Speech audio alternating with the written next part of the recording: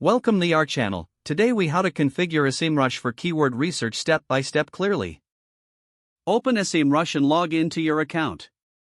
On the home page, locate the search bar at the top. Enter a seed keyword relevant to your niche. Click on the search icon to initiate the query. Once the results load, navigate to the keyword overview section.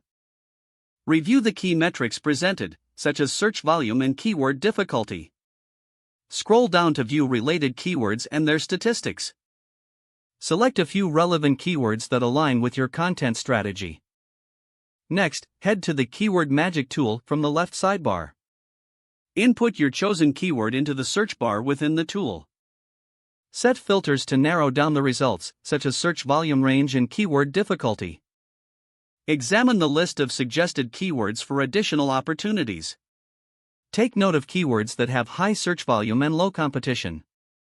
Use the grouping feature to organize similar keywords together. Export your keyword list by clicking on the Export button.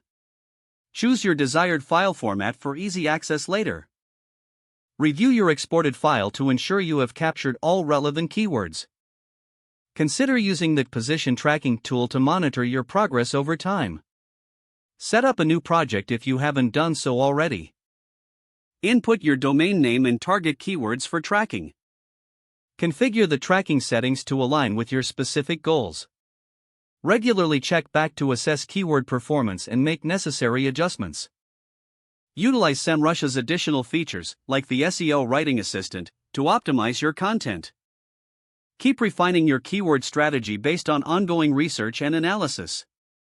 By following these steps, you can effectively configure SEMrush for thorough keyword research. If the page does not load, refresh the browser or try again in a private or incognito window. Make sure you are using the correct email address, then retype it carefully to avoid small typos. If your password is not accepted, use the reset option and create a new strong password you can remember. Don't forget to like this video and subscribe to our channel for more step-by-step tech guides.